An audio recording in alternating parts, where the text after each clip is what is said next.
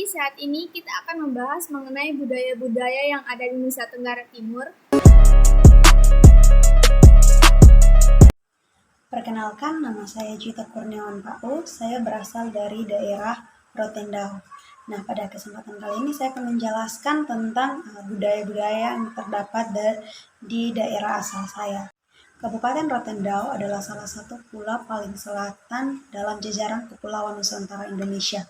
Penduduk orang Rote juga selain mendiami Pulau Rote, mereka juga mendiami beberapa pulau terdekat, di antaranya terdapat Pulau Ndao, Pulau Dana, Pulau Panama, Pulau Usu, dan beberapa pulau lain.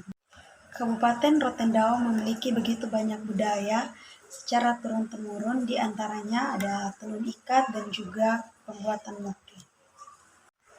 Untuk proses tenun ikat terdapat beberapa tahapan, di antaranya diawali dengan pemintalan kapas menjadi benang, kemudian diikat. Langkah selanjutnya, benang yang telah diikat dicelupkan ke dalam pewarna. Pada umumnya pewarna yang digunakan terbuat dari akar pepohonan. Setelah proses pencelupan benang pada pewarna, benang yang dalam keadaan basah akan dijemur untuk menghasilkan benang dalam keadaan kering, kemudian dilanjutkan dengan proses penenunan. Pada proses tenun ikat memiliki kaitan erat dengan ilmu kimia, di antaranya adalah ilmu asam basa yang berkaitan dengan indikator asam basa. Pada materi laju reaksi berkaitan dengan faktor-faktor yang mempengaruhi laju reaksi. Kemudian pada materi ikatan kimia, yaitu untuk tahapan pembuatan moke, langkah pertama yang dilakukan adalah buah pohon lontar diiris menggunakan pisau untuk diambil airnya. Kemudian kucuran air nirai tersebut ditampung dalam bumbung. Setelah ditampung, kemudian disaring dan dimasak menjadi moke. Untuk proses pembuatan moke memerlukan 2 tahap, yaitu memasak dan juga menyuling. Nah, sebelumnya perkenalkan, saya atas nama Ayu Fransina Oinunu, salah satu mahasiswa pendidikan kimia yang berasal dari Kecamatan Fatuleu, Kabupaten Kupang, Nusa Tenggara Timur. Oke, budaya yang ada di Fatuleu, yang pertama itu adalah mengenai kain tenun. Nah, kain tenun ini terkait dengan hubungannya dengan kimia, yaitu pada proses pewarnaan. Karena pada proses pewarnaan ini melalui beberapa tahapan, seperti pada tahap pengambilan bahan alami ini, kemudian bahan dicuci, di mana karakteristik pelarut air merupakan pelarut yang bersifat universal dan bersifat polar yang dapat digunakan untuk melarutkan komponen. Setelah tahap pencucian, dilanjutkan dengan tahap perendaman, dan akan akhirnya diperoleh pengeringan dengan cara penguapan atau evaporasi. Nah, benang menjadi kering ketika dijemur pada gantungan bambu akibat pengurangan kadar air oleh sinar matahari. Kemudian, budaya selanjutnya yaitu pada pengawetan makanan. Nah, di sini yang dimaksudkan dengan pengawetan makanan yang ada di Fatuleu itu adalah seperti pengasapan. Nah, pengasapan yang biasanya dilakukan itu adalah kepada hasil bumi ataupun terhadap olahan daging-dagingan, daging mentah seperti itu. Nah, di mana pengasapan dilakukan ini dengan diletakkan pada atas bagian dapur, sehingga api atau panas yang diperoleh itu merupakan panas atau asap yang diperoleh secara alami. Nah, hubungannya dengan kimia, di mana prinsipnya yaitu memanfaatkan kombinasi pengeringan dan pemberian senyawa kimia secara alami dari hasil pembakaran kayu, dan pembakaran akan membentuk asap dalam bentuk uap dan akan menghasilkan panas terhadap bahan makanan tersebut. Nah, senyawa pada asap tersebut akan menempel pada makanan dan terbentuk aroma dan rasa yang khas dari pengasapan makanan ini. Pada saat pengasapan ini, terdapat faktor-faktor yang bisa mempengaruhinya, yang terkait dengan faktor laju reaksi, seperti suhu dan juga konsentrasinya. Kemudian, budaya selanjutnya yaitu mengenai pembuatan minuman atau yang biasa dikenal dengan laru.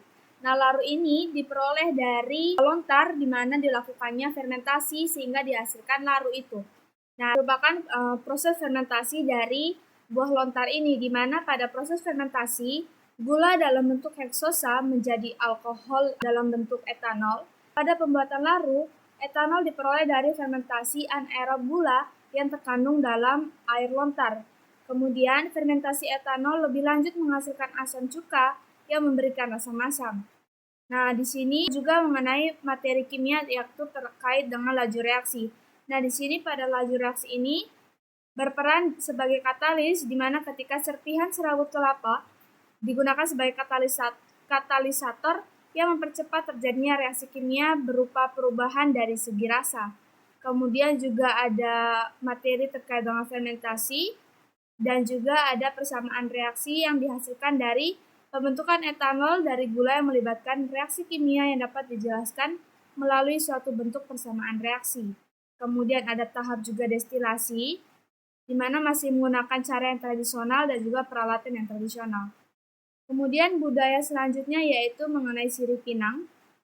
Nah, sirip pinang ini di Fatuleo digunakan sebagai pengikat kekeluargaan. Nah, di mana sirip pinang ini biasanya disuguhkan ketika perkawinan ataukah ketika adanya tamu yang datang ke rumah. Nah, sirip pinang ini terkait dengan materi kimianya itu adalah materi faktor laju reaksi, di mana ketika penambahan konsentrasi kapur akan menyebabkan laju reaksi meningkat yang ditandai dengan perubahan warna. Namun jika terlalu banyak kapur yang dikonsumsi juga akan mengakibatkan hal yang tidak baik bagi mulut kita. Nah, kemudian juga ada materi asam basa, di mana zat asam yang dihasilkan dari proses fermentasi sisa makanan pada rongga mulut akan bereaksi dengan kapur atau CaO yang bersifat basa. Ketika kapur tersebut bereaksi dengan kandungan air pada rongga mulut, maka akan menghasilkan kalsium hidroksida. Kemudian di dalam sirip pinang terdapat senyawa metabolit sekunder seperti alkaloid, saponin, flavonoid, dan tanin. Nah, senyawa-senyawa tersebut terdapat dalam buah pinang dan merupakan metabolit sekunder. Nah, senyawa metabolit sekunder ini merupakan senyawa yang dihasilkan dari tanaman buah pinang pada jumlah tertentu dan dapat berfungsi pada kesehatan. Seperti misalnya saponin berperan dalam menyembuhkan luka karena kemampuannya sebagai zat pembersih. Kemudian ada tanin dan juga flavonoid yang memiliki daya antiseptik sehingga dapat mencegah terjadinya infeksi pada luka, dan alkaloid sebagai zat antibakteri. Perkenalkan, nama saya Dewi Amiati Jafar dengan NIM 21010600006. Di sini saya akan menjelaskan secara singkat budaya daerah asal saya. Sebelum itu, saya berasal dari Kelurahan Tanjung, Kecamatan Ende Selatan, Kabupaten Ende. Budaya khas daerah saya yaitu moke, minuman orang Kabupaten Ende. Nah, di mana moke ini merupakan minuman tradisional Ende yang terbuat dari air sedapan lontar atau enau yang diiris menggunakan pisau kecil untuk diambil airnya. Nah, bagian pohon enau atau lontar yang disadap ini adalah tangkai bunga, di mana kuncuran air nira ini ditampung dalam batang bambu. Kemudian air nira yang sudah ditampung ini disaring dan dimasak menjadi moke. Pada proses ini menggunakan 2 tahap, yaitu memasak dan menyuling. Proses memasak dan suling ini masih menggunakan peralatan tradisional, yaitu masih menggunakan tungku api, periuk tanah, dan rangkaian bambu menuju tempat penampungan moke yang dihasilkan. Nah, setelah semua peralatan ini telah disiapkan, maka nira atau moke ini dimasukkan ke dalam periuk tanah untuk dimasak.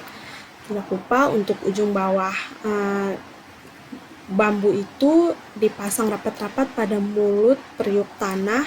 Tujuannya agar uap nira ini dia tidak keluar kemana-mana. Nah, secara otomatis uap yang dihasilkan ini akan melalui rangkaian bambu yang disusun. Dalam rangkaian bambu itulah akan terjadi proses penguapan. Nah, dari hasil penguapan itu ada keluar tetesan pada ujung bambu. Tetesan itu yang akan ditampung dalam wadah yang telah disiapkan. Hasil tampungan dari tetesan inilah yang disebut dengan moke.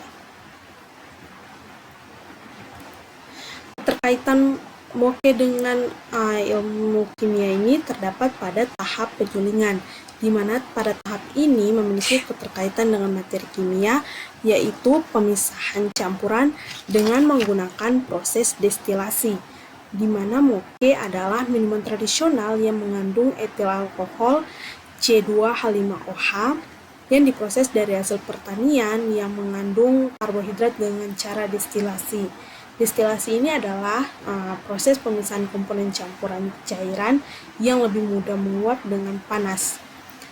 Uap yang kaya dengan senyawa ini akan mudah menguap di kondensasi untuk memisahkan senyawa-senyawa yang berbeda.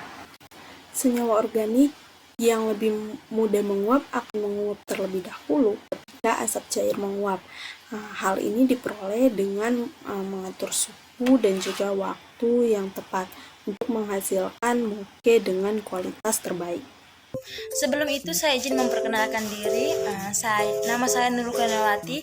Saya berasal dari salah satu kabupaten di Provinsi Nusa Tenggara Timur, yaitu Kabupaten Lembata. Jadi di sini saya akan menceritakan sedikit mengenai tradisi atau budaya yang berada di Kabupaten Lembata, khususnya di Desa Lamalera.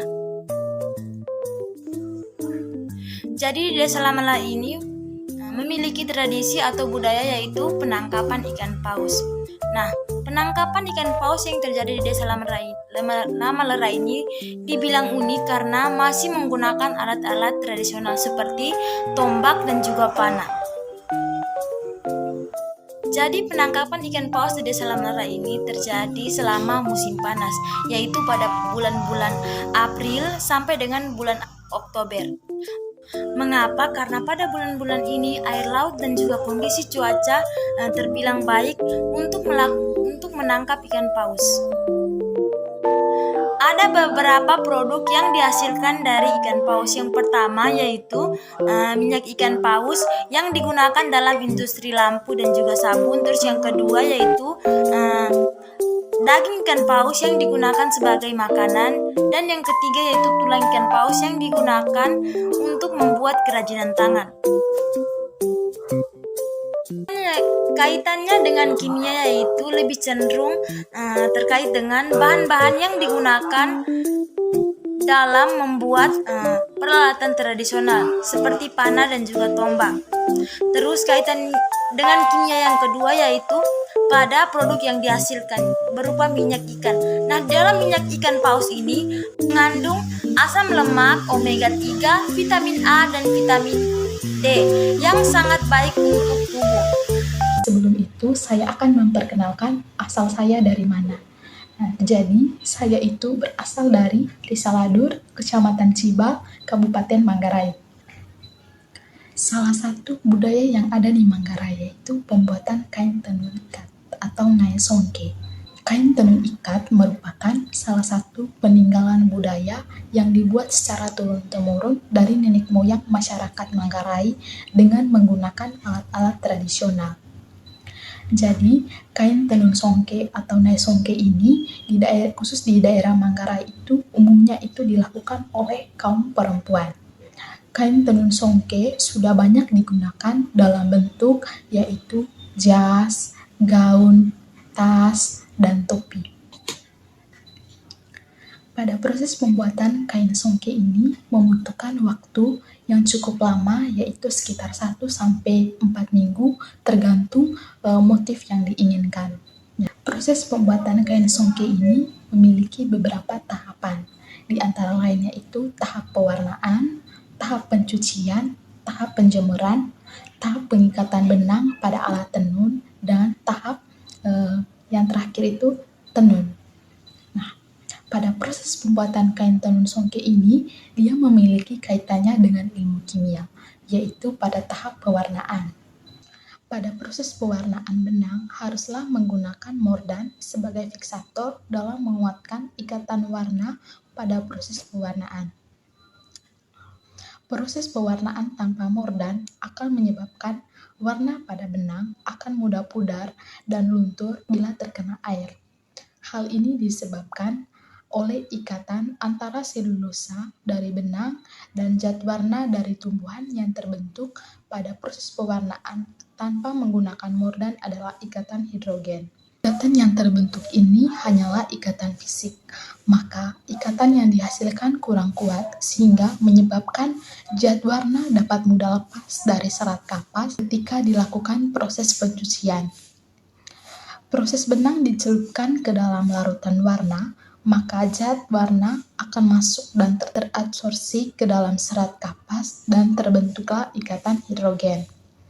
Ikatan ini terbentuk oleh adanya atom hidrogen pada gugus hidroksil serat kapas yang mengadakan ikatan fisik dengan gugus pembawa warna yang dihasilkan dari tanaman.